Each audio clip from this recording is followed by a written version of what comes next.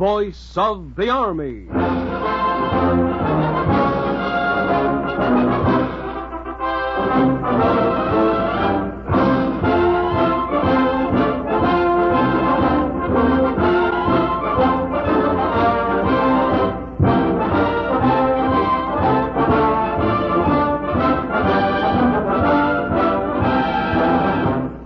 The United States Army brings you a story of a daring rescue in the icebound wastes of northern Greenland.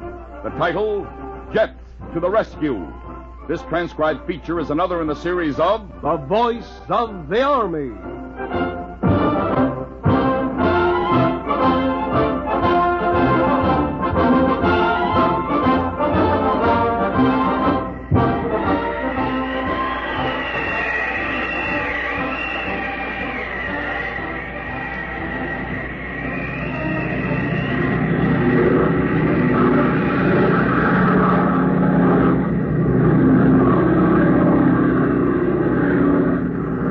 Not much gas left, Vern. I know it, Russ. This storm's one of the worst I've ever seen. Hit us so suddenly, too. They always do up here in the Arctic. You can't predict them. And we used to complain about the heavy dew back home in California. Wonder if we'll ever see that California sun again. Oh, this can't last forever. I hope not. Pilot to radio operator. Radio operator to pilot. Pick up anything on the radio, Sergeant? Not a thing, Lieutenant. We must be pretty close to the magnetic pole. Can't get any results from radio or radar. You'll have to fly on celestial navigation only. Thanks. Keep trying, though. Yes, sir. Have to see some stars before you can navigate by them. These clouds go all the way up to 24,000 feet. I think I see an opening ahead, Russ. Yes, I'm sure I do.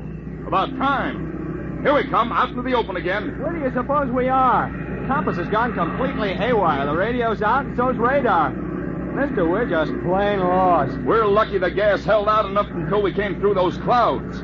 We've been in the air 18 hours. We'll have to set this Keybird down the first clear space we see. There seems to be a bit of clear ice over at 9 o'clock. See it? Not exactly my idea of a perfect landing field, but it's as good as anything around here. Let's make for it. Right. Pilot to crew. Pilot to crew. Hang on, gang. We're going in. Good luck. Thanks. Keep your fingers crossed.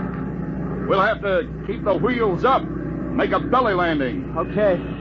Here we go. Watch that crosswind. Uh-huh.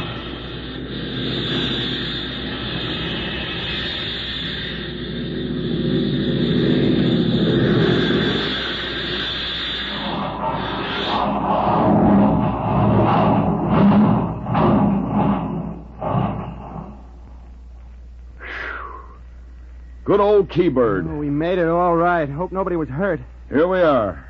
But actually, where are we? We may be halfway across the top of the world since our last known position, and the Arctic's a pretty big place. That was swell, sir. Everybody's in good shape. Glad to hear it. That's fine. We'll just have to wait until someone comes and gets us. If they can find us, we can't fly out, but we're not in too bad a fix. Got some food, and there's enough motor oil to keep a fire going. Well, Vern, I'm going to give Sergeant Leader a hand with the radio. We've got to try and make contact with Ladd Field. I hope they find us soon. You never can tell. You never can tell.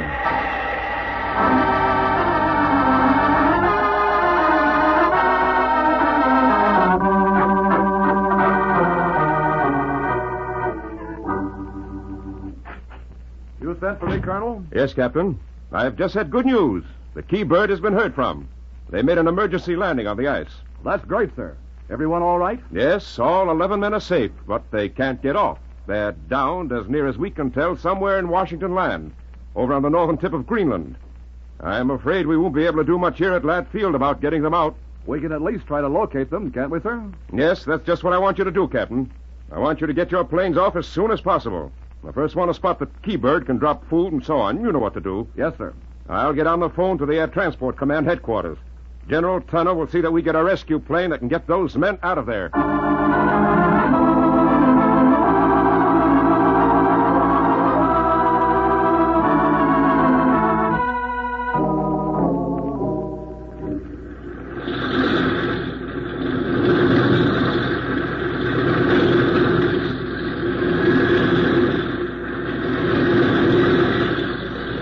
We'll take off as soon as they get It's all set, Bobby. This plane has been checked more times than my valise. Here they come now, Fred. Help them get set back there, will you, please? The one on the left is Captain Dorsey, the medical officer. And the other is Captain Shaw, the expert on dog teams and Arctic rescue. Right, Bobby. Be back in a jiffy. Pilot to crew, Chief. Pilot to crew, Chief. We're taking off. Stand by. All set, Bobby. Let's go.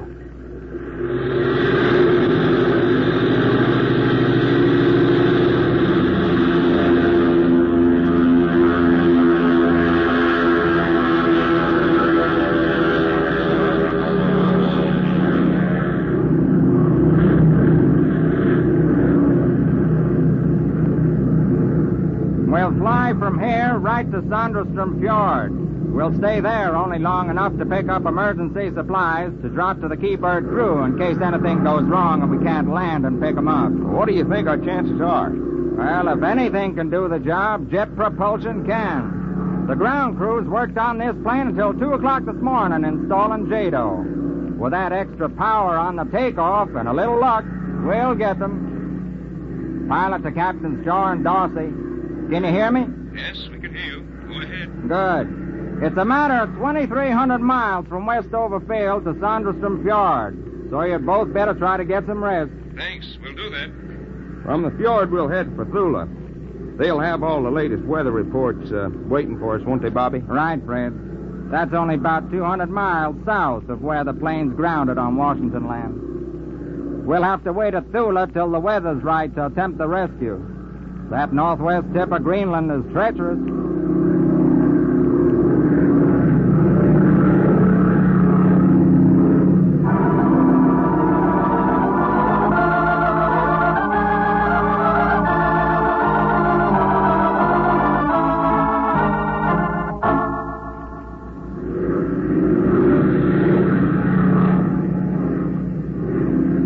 We ought to be sighting them any minute now. Pilot's a radio operator. Radio operator to pilot. What does the Keybird say? They filled up a big fire with motor oil. They say you should see it from quite a distance. I'm sorry they don't have a welcome mat, but if they had, it'd be out and lit up for us. I imagine they'd be glad to have visitors. They say... Wait a second. They say they think they can hear our plane now. Good. Stay with them, Sergeant. You see anything of them, Fred? Not yet. Wait. Huh? Yes, there they are, Bobby. At 2 o'clock. I see them. Let's just circle round and see where we can land. That lake they're on looks pretty short to me. There seem to be lots of larger ones around. Without Arctic landing gear, this is going to be a tricky job at best. Why don't we ask the experts? Okay. Captain Shaw, are you there? Yes, go ahead. What's your opinion? If we land on that lake over to the left, that's about 5 miles at a rough guess. What would you say would be their chances of reaching us? They could probably make it, but it'll be a lot safer to go back for dog teams first. I'd hate to do that. How about you, Captain Dorsey? How does it look from a medical point of view? Well, the men all seem to be in good shape, and they say they're fine. But they're almost surely suffering to some extent from shock and exposure. At 30 degrees below zero, I wouldn't advise a 5-mile trip except as an absolute last resort. Thanks. I'm inclined to agree with him. If only I was sure the ice would hold us, I wouldn't be too concerned about the size of the lake. Radio operator to pilot. Lieutenant Arnett of the Keybird sends word the ice is plenty thick enough to support your plane. He thinks you can make it. Thanks. I'll bet my next fogey he's right. If we try to land, we'll be betting a good deal more than that. We'll be betting 8 lives. All right. We'll land. Pilot the radio operator. Tell them we're coming in. Radio operator to pilot. Will do. They've already told me if you're going down, they'll guide you in by posting themselves at 300-yard intervals on either side of the runway. That'll help some, Fred. But the snow is almost a foot deep on the ice, and I'm worried about our nose wheel. Oh, well, here goes. Pilot the crew, Chief. Yes, sir. We're going in. Prepare for a landing. Yes, sir. I'm going to land without full flaps. Want to keep airspeed up to about 120 so we'll have enough speed to get off if anything goes wrong. Sure hope that ice holds up.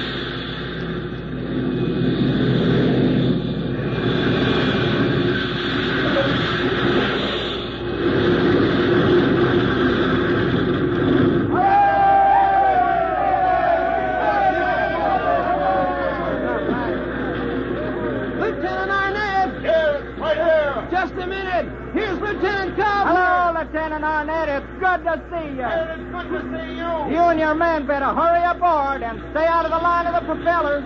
At this temperature, you could freeze to death in the prop water. Okay, hurry aboard, man! Come on. Hey, take it easy, relax. All right, right there. What do you Come on. Hey, watch where you're going. Out of the way. Pilot to crew, Chief. Pilot to crew, Chief. Jettison every bit of equipment we don't actually need. Just toss out everything. With 11 extra men in the plane, we'll be overloaded as it is. And get those men as far back on the tail of the ship as possible to keep our nose wheel clear.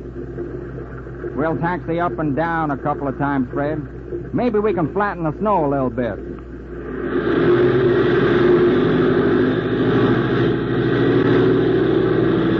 Captain Dorsey, what in the world is the matter with those men? I've spent a good many years in the Arctic, but I've never seen a man's face turn black before. Bothered me at first, too, Captain Shaw. But it's nothing more than smoke from the motor oil fires they've been burning. Oh, I see.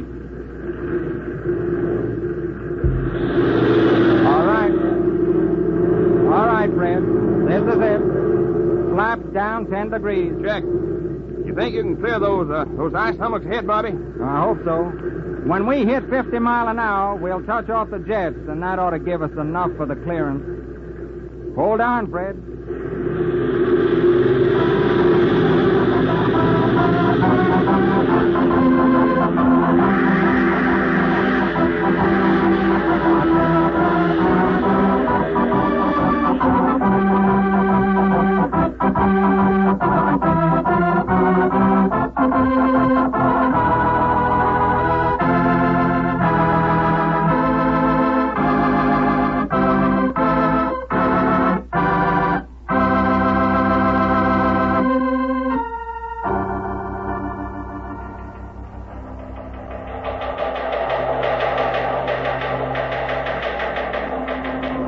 Westover Field, Massachusetts. The 11 members of the crew of the Keybird and their rescuers, piloted by youthful Lieutenant Bobby Joe Kavner, are expected to land here any moment. Lieutenant Kavner and the other members of this rescue party will later go on to Washington to be decorated by General Spaatz, Commanding General of the Army Air Forces. The rescue was a triumph of modern air travel.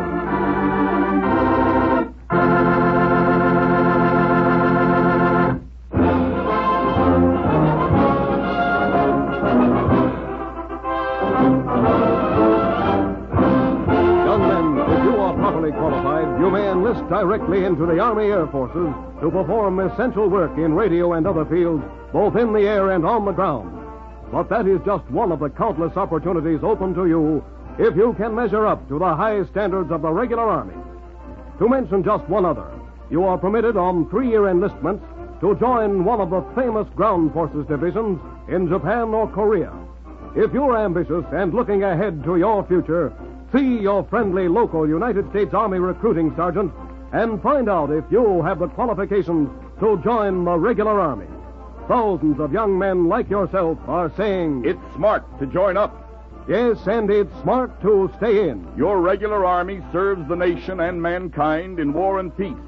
Choose this fine profession now. This program was brought to you by the United States Army, and the featured roles were played by William Calvert, Jim Bowles, Henry Norrell, Gregory Morton, Robert Noe, and Whit Vernon.